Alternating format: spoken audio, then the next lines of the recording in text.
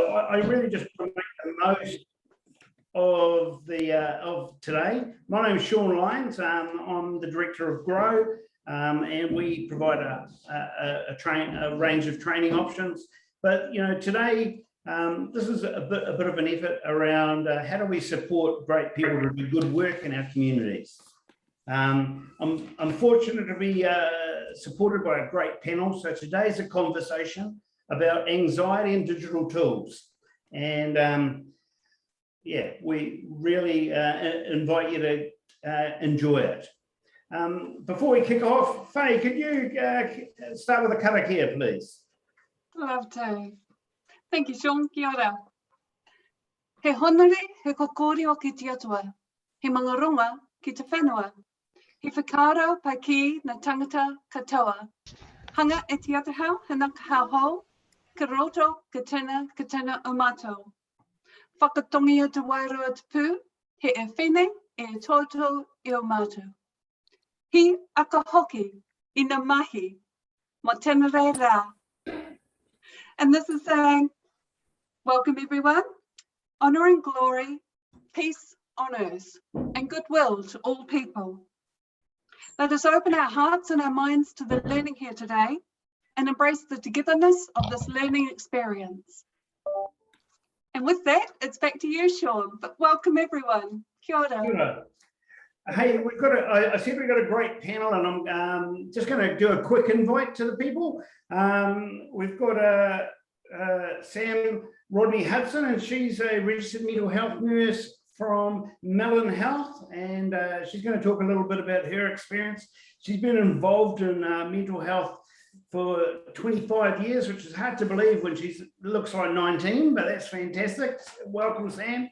Got my good friend Anna Elders from the wilds of Pukekohe. She's the clinical lead at Just a Thought, and yeah, she's a great encouragement for me personally. Got somebody I absolutely used to worship as a kid, and he's got better as time's gone on, Sir John Kerwin, and he has a app that I actually have used for about 18 months called Mentemia, and it's got some of the funkiest sounds stuff on it, but it actually is one of those little rituals that I do each day just to check in on myself, because sometimes life gets a bit busy. So welcome, John. Got a new friend, Andy Ellis. Now, Andy works for the Health Promotions Agency, but is sort of leading up a lot of their digital strategy, I understand, and he's going to talk about small steps. And then we've got Dr. Tania Cargo, and she's Kia ora, and it comes from the psychological medicine part of Auckland University. So she's going to tell us a little bit about that stuff. And I think I've pretty much got the whole panel. Of course, it's an interactive panel, so we're actually all panelists. So welcome. Just to get us on track, many of us find our days are now not our own choices. You're limited by your freedoms because of the COVID stuff. We're trying to work from home. We're working from kitchen tables and being teachers and trying to be a good partner and everything else in the world and supporting clients. And that can sometimes get a bit anxious, or cause us to get a bit anxious. So I've asked the panelists to talk a little bit about their journey through COVID and what are the things they do to keep anxiety in hold. So Sam, the floor is yours. Sorry, Sean, can I just jump in very quickly? People, lovely to see you all. If you can do us a favour, please, and mute yourself, just so that we can ensure that we've got great sound quality from our speakers. So if you haven't already done so, just take a moment to mute yourself, and that way we've got our focus on our wonderful panelists. Thank you. It's all yours, Sam. Kia ora tātou. I am Sam from Melon Health, and today I just wanted to talk to you about myself and some of my tools and tips that I use for my anxiety, which has ebbed and flowed a lot over the last month, as I'm sure the rest of you have. I'm thankfully not in Auckland right now, so everybody who is, thank you. So part of talking today was really just to tell you a little bit about the Melon app and the Melon program, but also how I might use that, and I have used it over the last month. So in order to access the Melon tools, you can just actually go to the link, and anyone, so any of your clients, any of you that are here could utilize the Melon tool. Now, with lots of wellbeing tools, there are really important foundations for understanding ourselves and increasing our self-awareness, and Melon has bits and pieces for that. So in terms of reflecting, so understanding ourselves, self-awareness, which I try to do at the end of every day or the end of every intervention that I have or with clients, is really just reflect on how that went, how that made me feel. So having a health journal to look at how your sleep is or how much exercise you might be getting on in for the day can be really useful, as well as surveys to kind of reflect on a longer period of time. So maybe the WHO, the Quality of Life Questionnaire, or a plan, a how order wellness plan. So those things are embedded in the program. So if you have clients that think that would be a good thing to do, you could encourage them to use the program.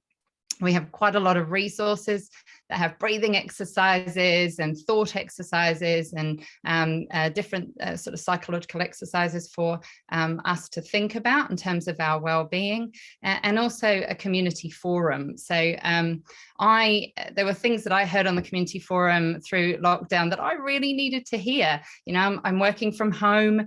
I've got the kids. Luckily, my partner couldn't work. We weren't both essential workers, so we didn't both have to work.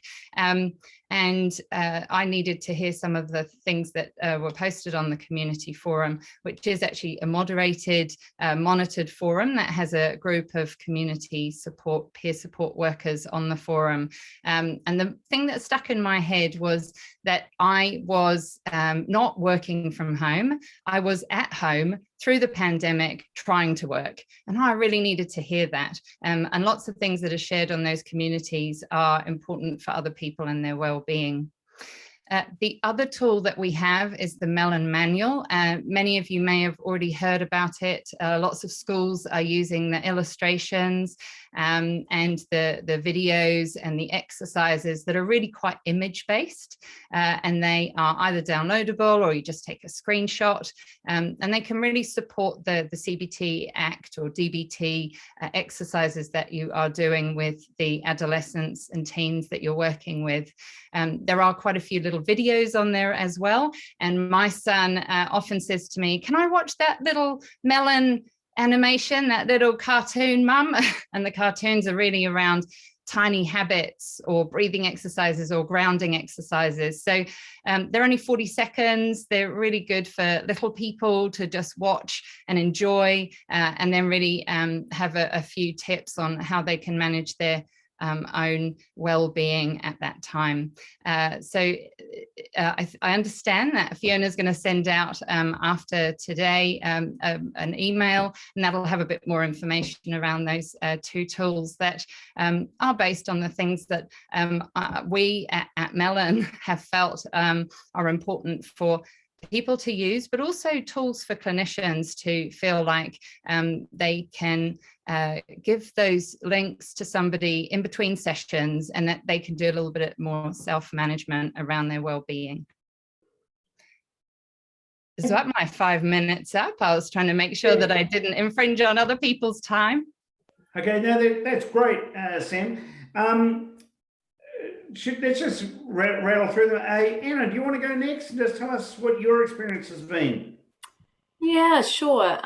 Kia ora, everybody. I'm Anna Elders. So my background, for the last 20 years, I've been in mental health. Like Sam, I'm a nurse by background, but trained as a cognitive behavioural therapist about 15 years ago. So I've sort of lived and breathed the power of CBT and being able to help people shift the way that they see the world and the belief systems that we all get stuck in, and the ways that impacts on what we do, and the vicious cycles that we all get, find ourselves in. So certainly over COVID, I've absolutely tripped into a few of those myself. You only have to speak to the friend I reached out to within the last 24 hours when I thought I was going to murder my kids. I'm at home with 2 young people and a husband who wonderfully is pulling his weight and then some. But yeah, it's been a really tricky sort of a road. So I represent a tool, Just a Thought, and we're on a slightly different end of the spectrum. It's great. I love being able to present with some of my colleagues here today in the digital world, and I have a real passion for really pushing our beautiful workforce. And of course, you guys are representing a multitude of those areas across education, health, social services, and no doubt some other sectors as well, and using an uptake of digital tools. So Just a Thought is a structured cognitive behavioral therapy tool that has specific courses that help people with certain different types of challenges like generalized anxiety, depression. But during COVID last year, we got to write a short course for some of the COVID stress that people are experiencing. So it's called Staying on Track. And there's just a few messages that we developed to try and help people to make a real plan on building their resilience and getting through. So they're all relevant. And my husband's constantly pushing me towards the fact that I need to go back and redo the course to jump into them myself. The first is around taking it one day at a time.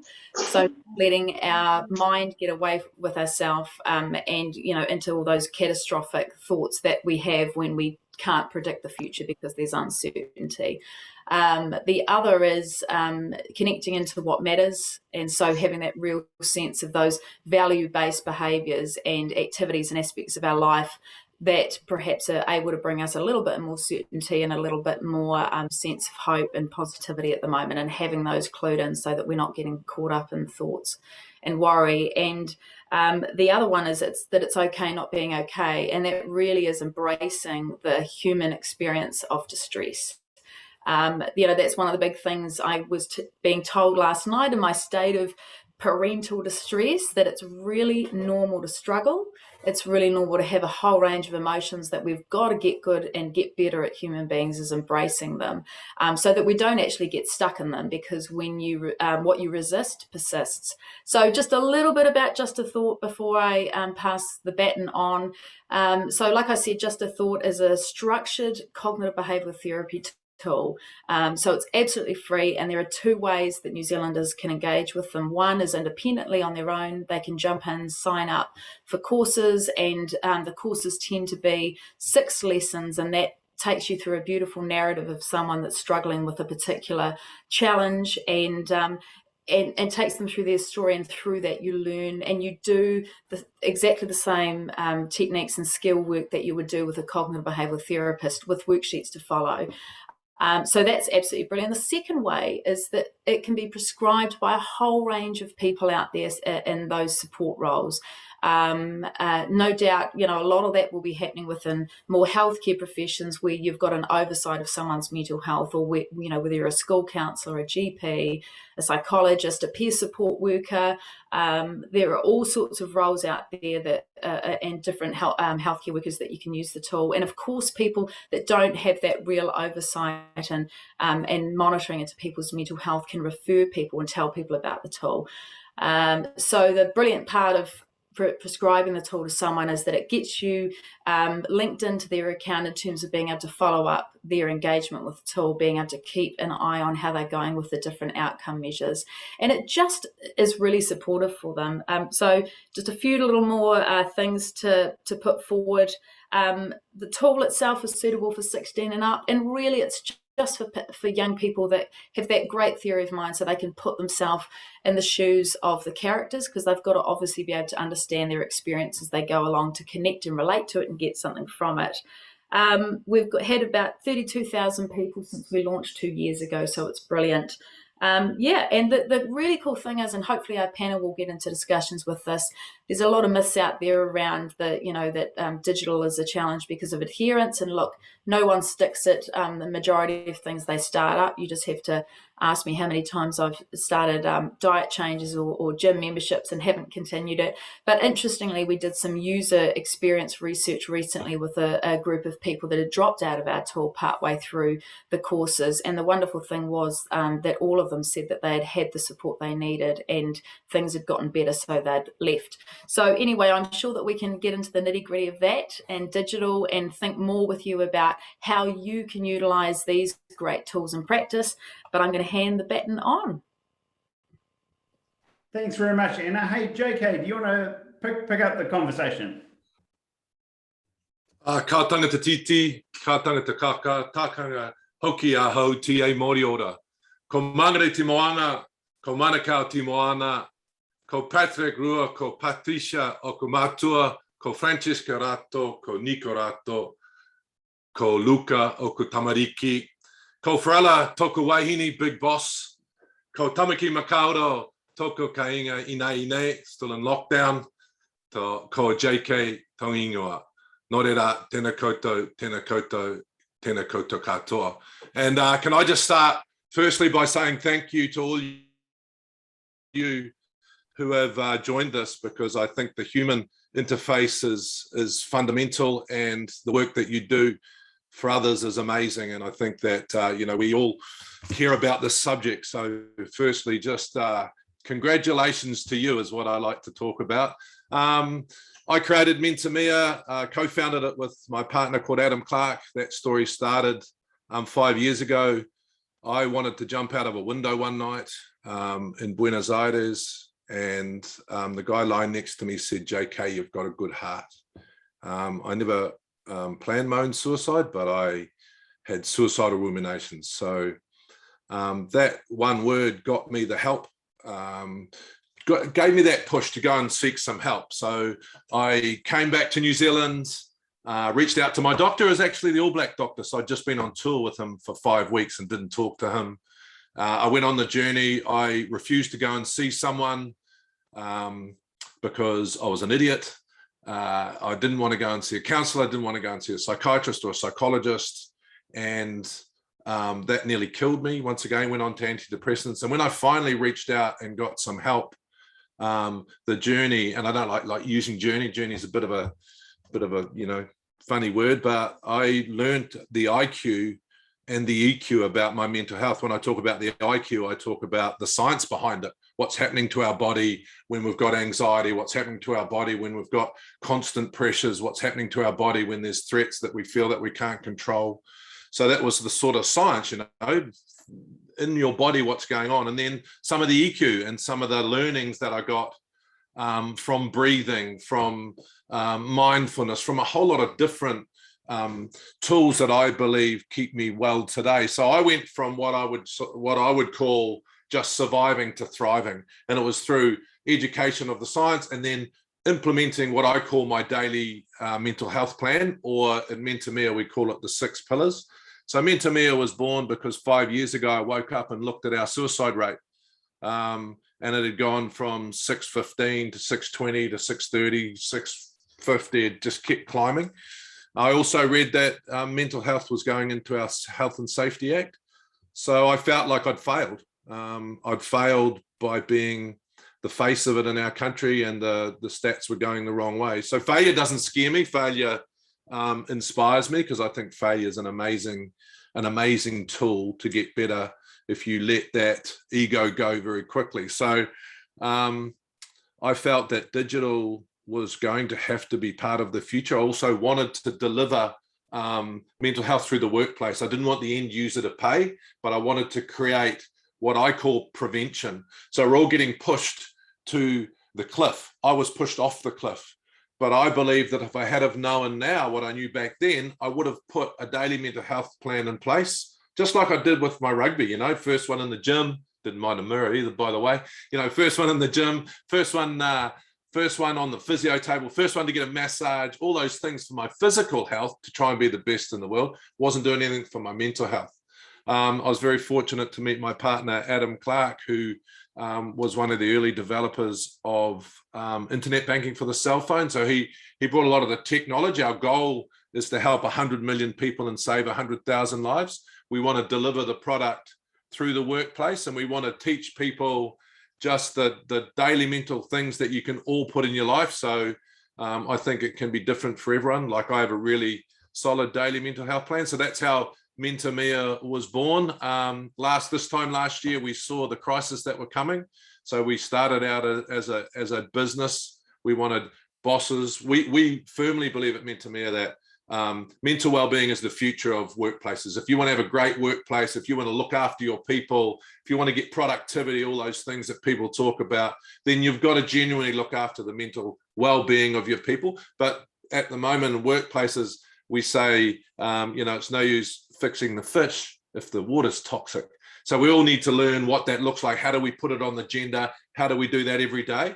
So that's how Mentemia was born. So the app's about the individual, and the app will grow with you, and it give you all the tools that you need, the IQ as well, if you want to do that. Lots of the tools that I use on a daily basis, like the worry map. I suffered a lot from anxiety, so have all those tools in there. We send you reminders just to take some time for you. We often talk about what they say on an airplane. I think this is very, very important for those that are listening, because you're incredibly amazing people at giving. They say on the airplane to put your mask on first, and I think that's really important. People say to me, JK, why do you put your mental health first? And I say, well, I'm a better husband, better father, better friend, better workmate. And so Mentemia is a business. It's a for-profit business as well. We don't believe that you can survive in this modern world if you don't create a good business model, but we also want to make sure that we prove out to businesses, if you genuinely learn how to put well-being on the agenda, and if your people take the app and genuinely learn to look after themselves on a daily basis, then the world will be better and our stats will start going the other way. But I just also like to take my hat off to the other panelists on here. I love the work that you're doing. I think digital is a big part of the future, because this is a massive problem worldwide. 800,000 people committed suicide last year. And so we're in two pandemics, right?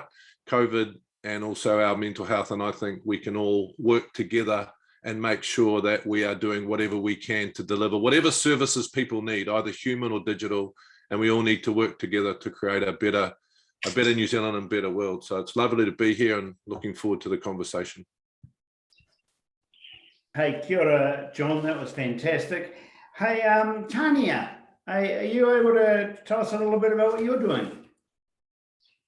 Yeah, kia ora. Kia ora mai tātou. Tēnei te mihi nui kia koutou, kua whakarongo mai i tēnei pānui, i tēnei hōtaka. Aroha atu ki te wiki o te reo Māori. Tēnei te mihi nui kia koutou, ko Tanya Kāgo tōku ingoa, he kai mātai hini ngaro i roti te whare psychological medicine me psychology hoki. Engari he kaimahi hoki i roti te ao mātai hini ngaro. So, kia ora, I'm Tan, clinical psychologist, and I've worked, over 25 years in the mental health space, predominantly with our young people, so our rangatahi. And so you might see behind me Aroha. So Aroha, it was our, being at a university, obviously any of the digital tools we put out have to have good evidence. So along with our team here, we have been fortunate enough to win contracts with Better Start National Science Challenge. So that's where our kind of digital journey started about 7 years ago. With our then Professor Sally Mary, who has since resigned, and myself and my colleague Sarah Hitchett have taken over. It started off really because of what we were seeing. Obviously, I'm Māori. I work only exclusively with Māori whānau, and JK, what you were saying about suicide has gotten worse for us as Māori, and our young people are taking their lives at the rate of 3 times non-Māori. So it's a huge issue. Throwing more money at it is not the answer. What is the answer is connectedness. And one of the biggest things I think for our community is, while we're in this pandemic, It is about staying connected. And that's the message, really. It's about our parents and our tuakana and our taina all being able to access ways to stay connected. And that's crucial for a cultural understanding and well-being. I will say that there are, it's not lack of tools, there's so much choice. And for whānau, they don't know which are the ones that we should kind of bank on. Part of setting up Aroha was she was a response to the first lockdown. And then the Ministry of Health put some more money in so that we could update her. So she's now COVID friendly and Delta friendly. She's able to use Facebook Messenger as a service to have a chat every day with.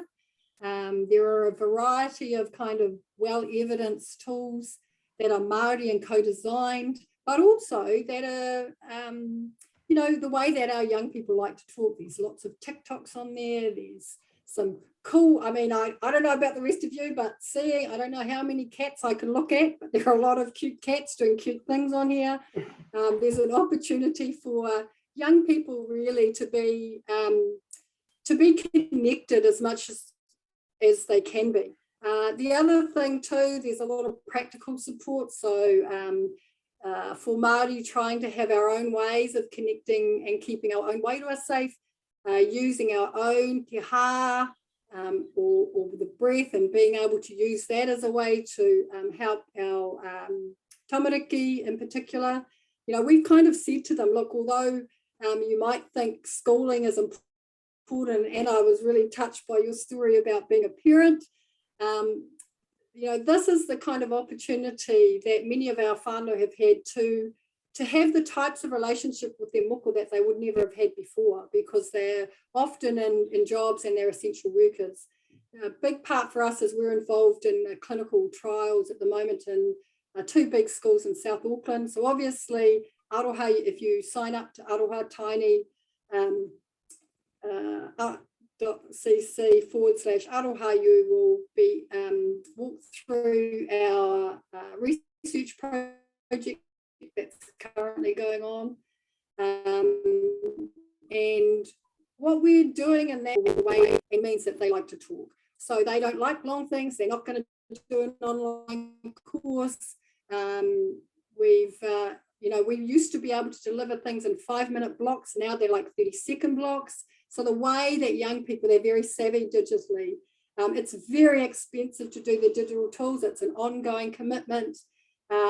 But being able to reach people in a way and in a timely manner, because you can't, if 2 o'clock in the morning you can't sleep, you can't actually phone your therapist or get some support. So being able to have the digital tool for us is about when our young people need that space. And often when you're in a household where you've got very limited access to Wi-Fi, there are multiple adults in the home. We were working with one whānau last week with 25 people in their 3-bedroom house plus the car in the garage. Those are the lived realities for our whānau. And so that's the piece that we kind of need to be able to support them in. Keeping healthy, there are a lot of, so I'm kind of biased. I tend to use Māori tools, and there are some nice ones. Tino Orders just released Manaki Ora, which is a type of based on type of whā. Ola Ora is another one. It's a kind of, it's a journey, and you're able to be in a waka, and you're able to create your own wiro or daily challenges. So there are kind of Māori specific tools that are being developed now. And so as well as being able to have your language and your culture reflected. So that I'm kind of owning my bias at the front. But I think there's what I know from Te Reo Māori and from this week is that there are thousands and thousands of New Zealanders who also want to be able to speak Te Reo Māori. So that's part of it, being strong in your identity and being able to be supported in that. So kia ora. Kia ora. Hey, thank you very much for that, Tony. Hey, Andy, I think you're the last one on the list. You want to get into here? Yeah, kia ora koutou, everyone. I'm Andy Ellis. I'm not the All Black, but we've already got another All Black on here, so I'll leave that to JK. Kia ora, I am the digital manager at Te Herenga Hauora Health Promotion Agency. We run a number of help-seeking websites from alcohol.org.nz, Safer Gambling, depression.org.nz, and The Lowdown. Back in April this year, we sort of embarked on a mission with my small digital team to create a very light touch and easy to access or barrier-free sort of product that is for mental well-being. Just before I dive into that sort of part of it, my own experience of lockdown has been an interesting one. The Tuesday that lockdown was announced, I was up in Auckland with various meetings and a whole week stacked up. The anxiety of not knowing if I can actually get home, with my wife panicking that she's got 2 small children, aged 2 and 4, to look after for the next how long, while I was sitting up in a hotel in Auckland thinking maybe this could be nice. But fast forward a couple of days and managed to return home and jump straight into the work that we're doing with the COVID vaccination. So I'm also running the Karawhiua COVID vaccination campaign in partnership with Te Puni Kokiri as well. So it's been really busy times for me trying to juggle and find that balance at home, being, having 2 small children that are used to being with their mum or being at daycare and that type of thing. The boredom that comes in, the time where both of us as parents just need a small break. I've found, I'm an avid user of these digital mental health tools, everything from Mentemia, Just a Thought, Clearhead, Melon, all that type of thing. For me personally, I've got ongoing mental illness with bipolar disorder. So I try and make sure that, as JK was mentioning, that mental well-being, putting yourself first, putting the mask on first, that you make sure you take time for yourself. That could be going out for a bike ride in the morning, but that's also, for me, it's the knowledge that I've gained from using tools such as Mentemia and Just a Thought, etc. These techniques and these tools become ubiquitous into your daily life. Deep breathing, you can do it anywhere. You don't need to pull out your phone. You don't need to pull out a tablet or anything like that. Once you've got that, and once, the CBT, and once you've got that knowledge with you, you can do it anywhere. There's just no barrier. So in terms of what we've noticed, just doing a bit of a scan, comparing data from pre-lockdown to now, across Google and search trends and that type of stuff, is although it's not the hugest increase, but there's been overall around about a 9% increase in keyword searches that are around anxiety. What we've noticed with our own tools, we've had a 65% increase since lockdown on the usage of our tools. So actually people finding small steps and coming to our site, and then 151% increase in exercises, or people starting exercises from actually using it and becoming engaged users, that type of thing. So what I was going to do is just quickly, I can't share my screen, but I'll just talk through it. So Small Steps is an interactive and informative platform for people wanting to improve their general mental health and well-being. We've got a range of micro tools that we have. So currently we have 8.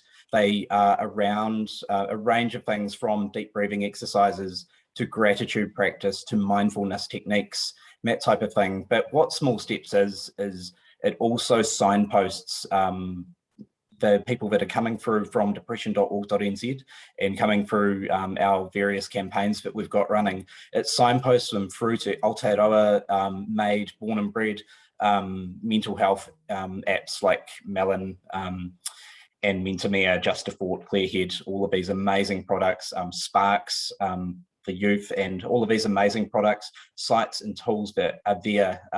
There's, in terms of Small Steps, we've tried to keep it as a really easy to get in, low barrier to entry. There is no login required. You don't pass over any personal information or anything like that. It's available in Te Reo Māori, and it's available in English as well. And we're exploring whether we want to add in further Pacifica languages as well.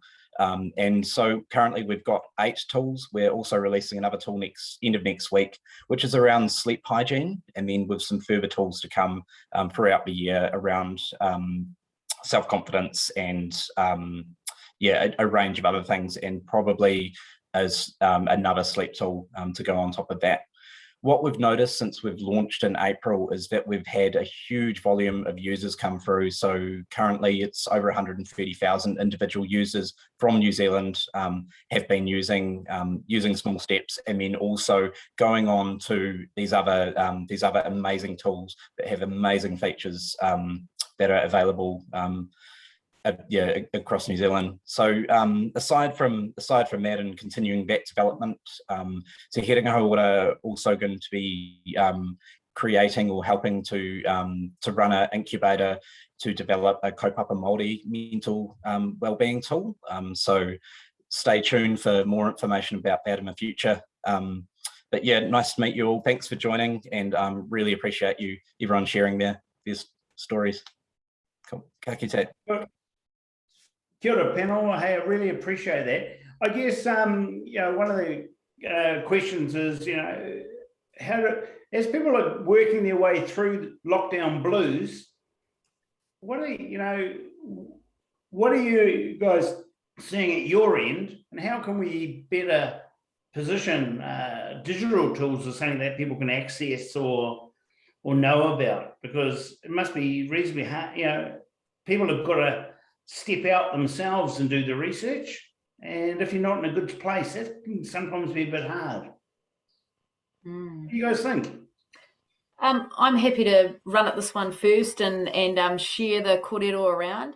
I think, look, it's a difficult one. New Zealand used to be steps ahead in digital, and we really were sort of blazing a trail, and then we took our eye off the ball. And so we're seeing that we do have some great apps. We've got some apps that are up and coming. We've got a lot of room for integrating a lot of our apps as well, because as you can imagine, all the apps that are even here, a lot of them within a whānau can be used and shared, and all of them will have a place, whether it's with our young people living in our houses, or with partners, whether it's micro tools, whether it's more structured sort of meaty content. But I think what we're looking to do in New Zealand, and there are a number of us in the space that are trying to get alongside and support the Ministry of Health and some of the other really integral ministries, is to look at a little bit of a platform that can support New Zealanders, and of course all of us that are supporting people out there in New Zealand from whatever backgrounds that we are, to enter into a trusted space that will really allow people to really clearly see what's out there and see a whole menu of different tools and understand how they work, understand how they integrate, to have those different options, and that hopefully that will also work to point people towards face-to-face services as well, because we actually know that the most impact that happens is when we have this beautiful blended care delivery of digital tools that are available 24/7, that can be bespoke or more generic, and this lovely support walking alongside, whether that's someone accessing it from a fantastic teacher at school, or the school counsellor or school nurse, or whether it's someone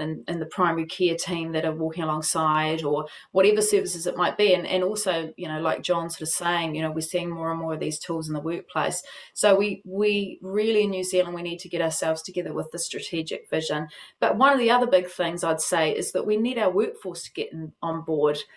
We need all of you out there to begin getting to know these tools, utilising them, and really seeing them as a really key part of the support, and in some cases the treatment that you are delivering and walking alongside people with. People, not everyone trusts us, but we're lucky enough that when we're in that space and we have those relationships, some people really do look to us for help.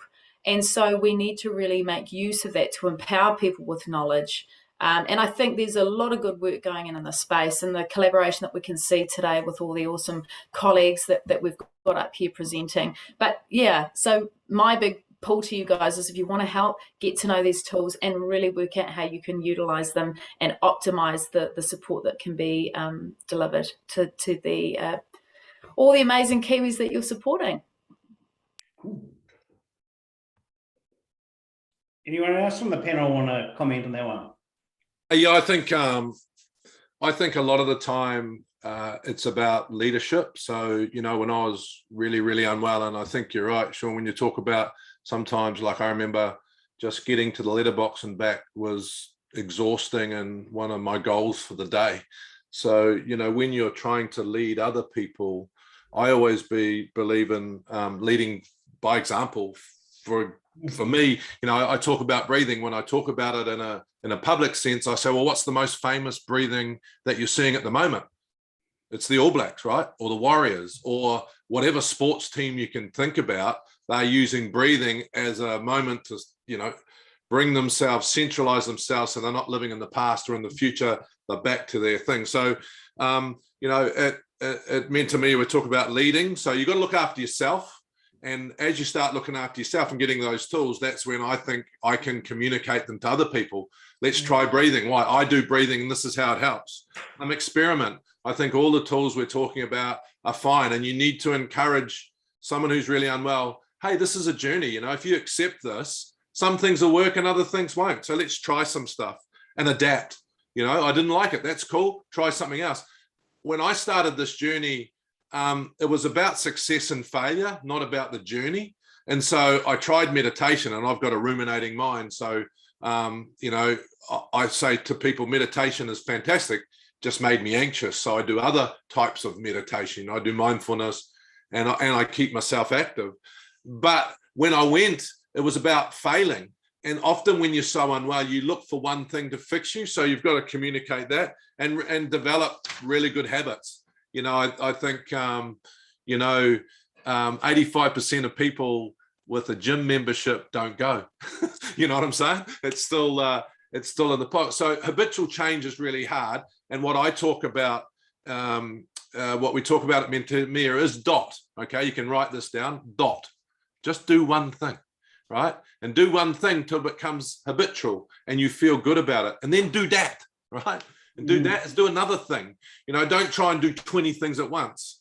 Just do one thing a day. It might be breathing, and see how that. So, and then I think show, if you are that person, you need to show what you're doing. So, and if you can show what you're doing and some of the things that you get out of it, and just take the people on that journey. So, not easy when you're dealing with people. And sometimes I know it's hard because you can lead a horse to water, but sometimes they don't want to drink. And I think the leadership and continuing to say, this is what I do, and vulnerability, I think, has been the strongest tool that I've ever used.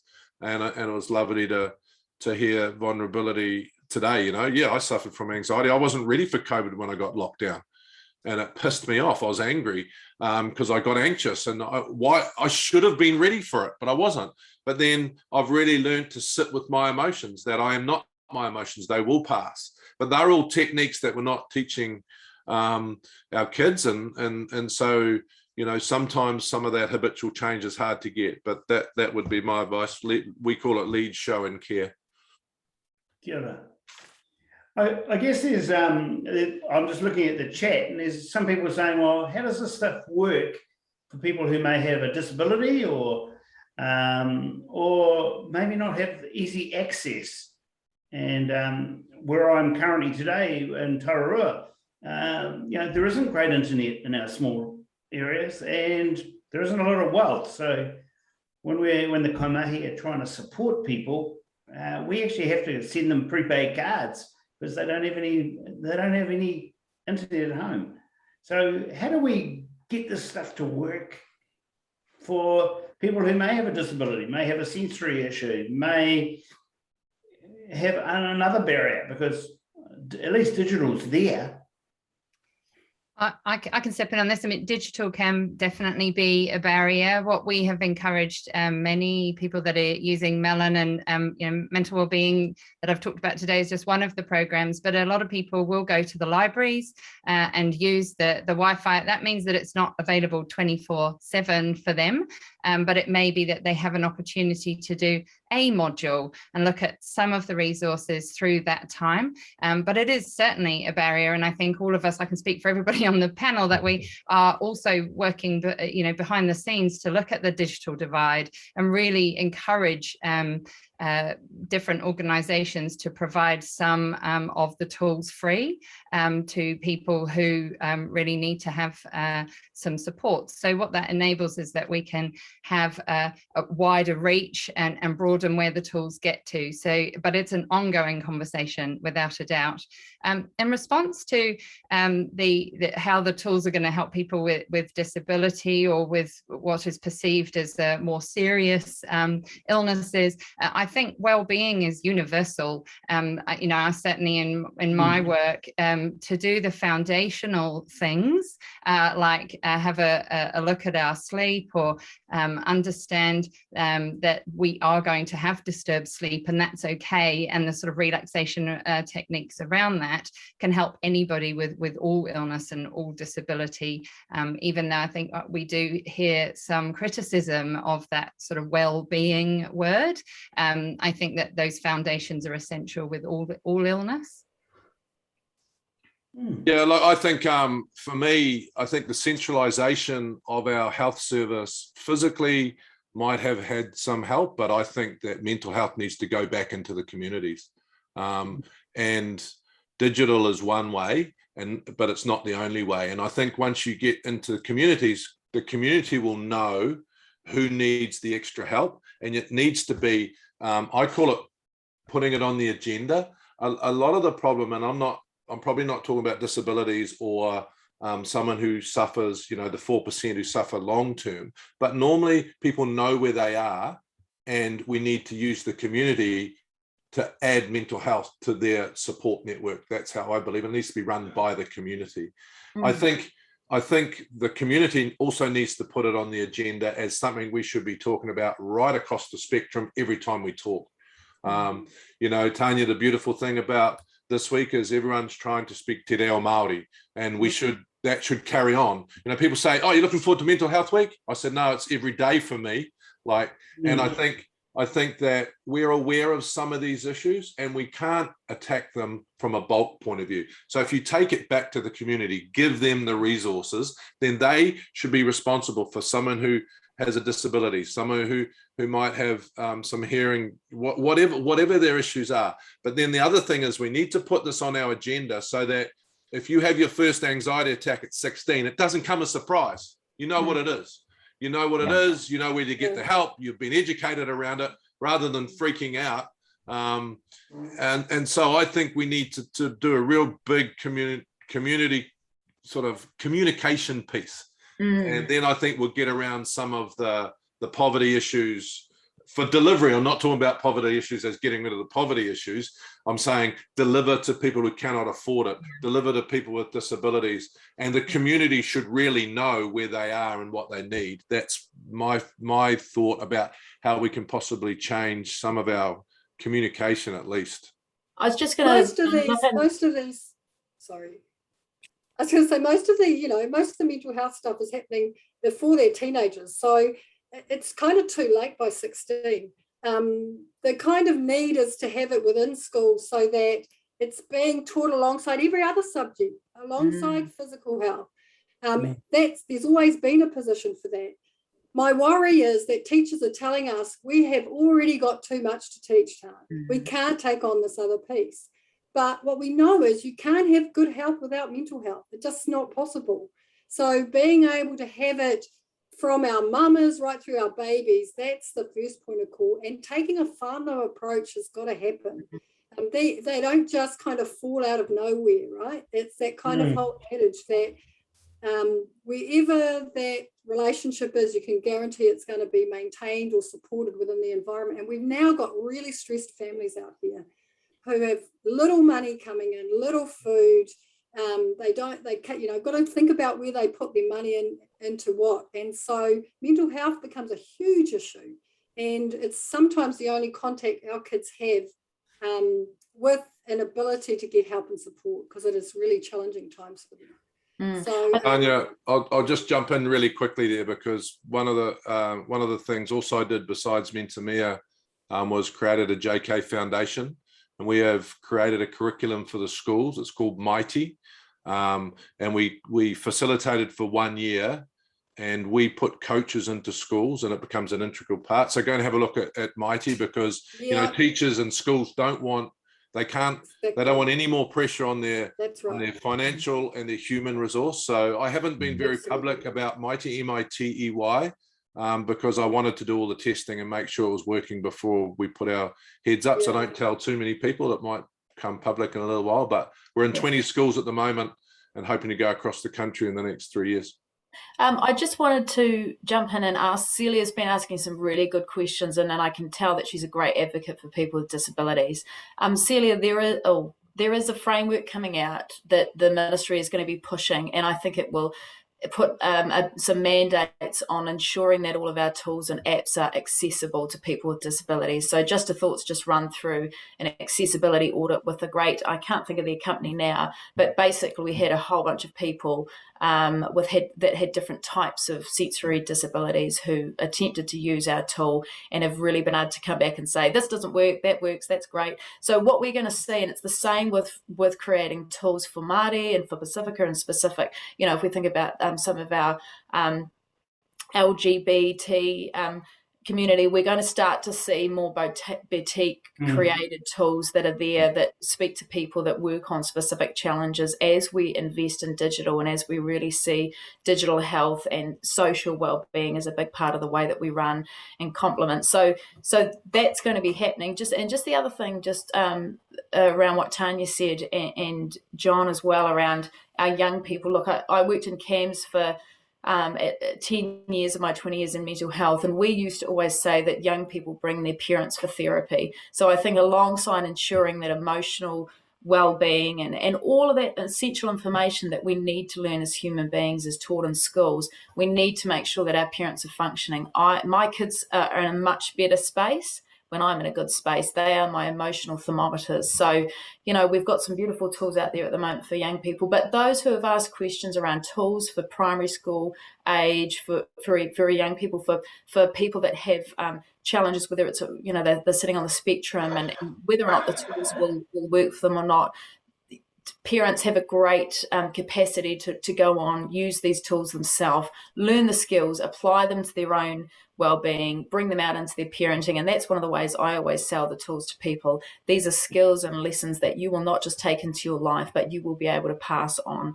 to your whānau, to your partners, to your colleagues. So but there's lots of room for growth in this area, and there's lots of room for improving equity and accessibility. And I think, you know, we're all absolutely dedicated to it. Yeah, and just jumping on the back of that, obviously we're a government entity, but depression.org.nz, lowdown.org.nz and Small Steps are all available for the Zero Rated initiative.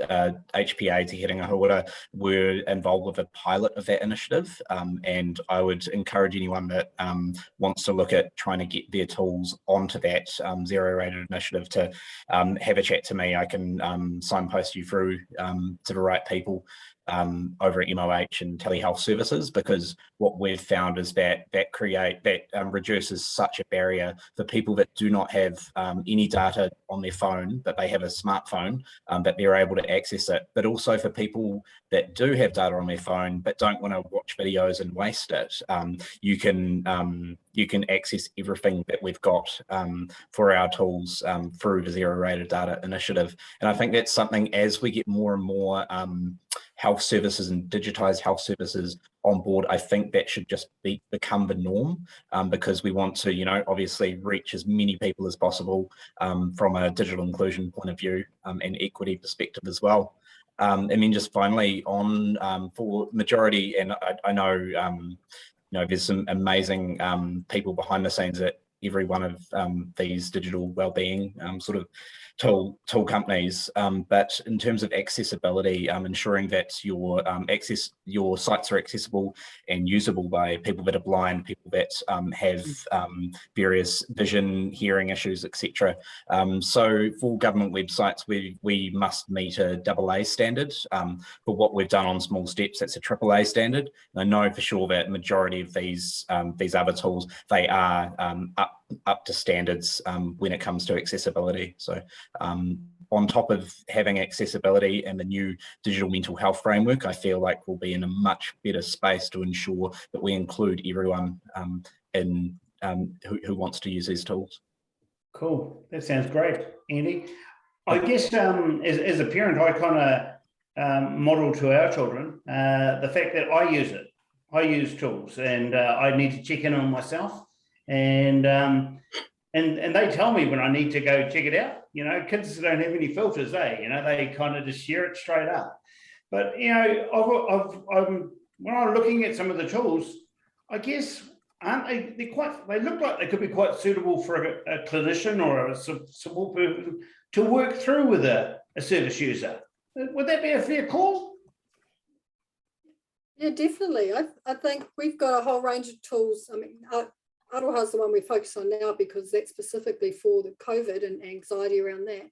But we've got a whole lot of tools on a platform, and the platform is designed to be used with counsellors or school nurses or social workers. Again, you know, anything that comes out of the university has to have a 700 years worth of testing. So we're in the last phases of that. But it's about being able to make available, so several ways the tools are being used. One of them is that they're being used as a wait list, like while they're waiting to see someone in the school, like the counsellor or the nurse or the PE teacher. Another way they're being used is there's specific clinical tools made for clinicians. They're used as adjuncts to therapy. Another way that they're used is they're just sitting on the school platform and anybody at any time can use them. And the last one is to be used alongside their health and wellbeing days. So we've targeted high Māori Pacific schools because that's where the need is in our communities. And those are the crunch pieces.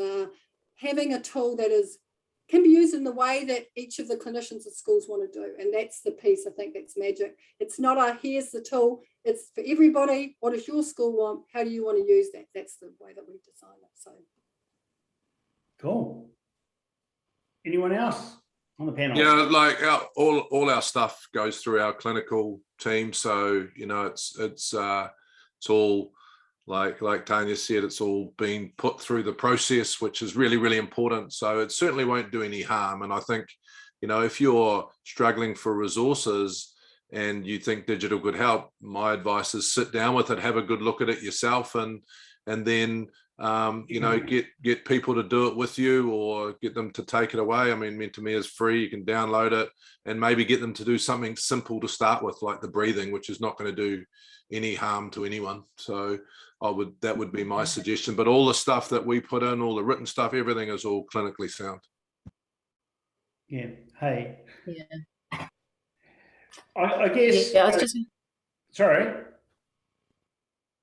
I was just going to quickly say, because someone asked about just a thought and the outcomes measure. So like Tanya was saying, the same with our tool and probably all of our tools, that it can be used in different ways for waitlist, alongside therapy, after therapy. And you know, the great thing is that we're not just talking about qualified healthcare professionals here. It's actually some of the best outcomes I think that people get are from when they work alongside paraprofessionals. So, you know, I've heard some of the most beautiful stories of, you know, navigators and peer support workers that are working with people that are homeless, you know, and working alongside them and doing that work. So like you said, Sean, some of the cool things together. So just a thought, you can register and you can catch up and you can actually see how people are progressing through the tool, how they're doing with all the outcome measures that we get people to do before they do each course. So that, you know, is really brilliant. Cool. Hey, everyone, I'm just really conscious that we're getting towards the end of this webinar, and we're going to gather some information from each of the panelists and share that to everyone who's registered in the next day or so. Fiona will send that out. So we'll try and give you every link and everything we can do, and Andy's going to give us his bank account and PIN number so everyone can get free access to the internet, which sounds great, along with my Nigerian prince friend who keeps asking for my PIN and bank account. Next week we're going to... I'm always very lucky. I keep winning these draws for multi-million dollars. I'm amazingly lucky. Yeah, but you've got a lot of steak knives as well. Hey, we're going to send that stuff out. Next week, we're going to be focusing on anxiety and working not specifically with digital tools, but with children and adolescents. So we've got a panel coming together for that, and we'll invite you all to that next week. I just, the panelists, just 15 seconds each, last words. Oh, just for me, you know, daily mental health is important for everybody. Yeah. Teach our kids that, you know, we get more inputs in a day today than our grandparents got in a lifetime. So we need to learn these psychological tools to help ourselves and our tamariki to look after themselves and put mental health first. So maybe we can stop this push off the cliff. So thank you for today. I've loved it. Thank you to all of you out there that give up so much time to other people. I appreciate it.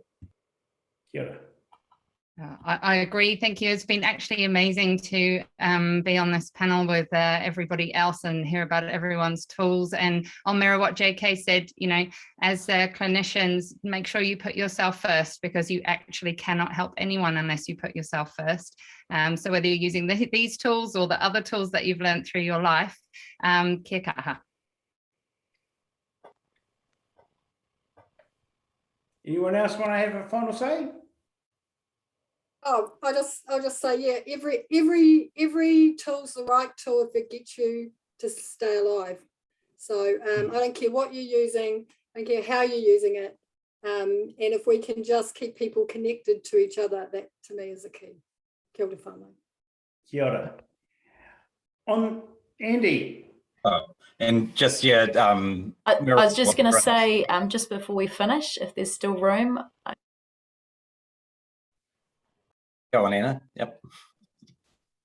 Oh, sorry. I was just going to say, look after yourselves, guys. But the other thing is, whether you're for digital at the moment, whether you're a bit dubious and you're sitting on the fence, jump into it, because even if you don't quite agree that the different tools are representing all the people that are out there, or you can see the obstacles or whatever it might be, you've got the power to help us to begin to shape this digital ecosystem into what it needs to be. So please jump into it, because someone said to me today, we're already in the digital age. We need to, you know, get steps ahead of where we are now, and we need all of us to be working together and ensuring that all across New Zealand people have the tools and support that they need. So thank you for tuning in, guys.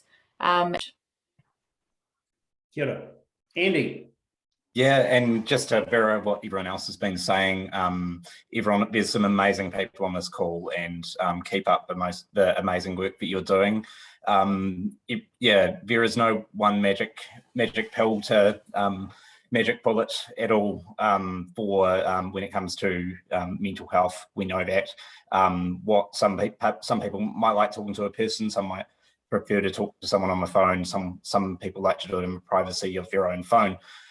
So we're in terms of the work that we're doing over the next year, we've got some pretty huge changes coming up from the youth mental health space and youth in transition, and also depression.org.nz and Small Steps. So we're so keen to hear any feedback, things that you don't like, things that can improve, because we want to make sure that this is an ever-changing thing, that we continually optimize it to help as many people as possible. So thanks everyone, and take care. Thank you everyone. Faye, can you just close us out with a karakia, please? Love to. What a wonderful session. Again, thank you so much to our wonderful panelists and to everybody who's joined in today. The chat feed has just been amazing with all the wonderful work that you're doing out there. Karakia to close. Onihea, onihea. Onihea ki te uru tapanui. Kia waita. Sorry. Kia mama. Te nakahau te tiana. Te wara I aria taikata. Ko ere e rongo. Whakaria ake karanga. Kia tena. Tena. Huia ea. Taiki ea. And this is saying, draw on, draw on. Draw on the supreme sacredness to clear, to free the heart, the body and the spirit of mankind. Draw us together, affirm, going forward. And I think that's a great close. Kia ora. Have a lovely night, everyone. Ngā mihi. Thank you. Ka kite.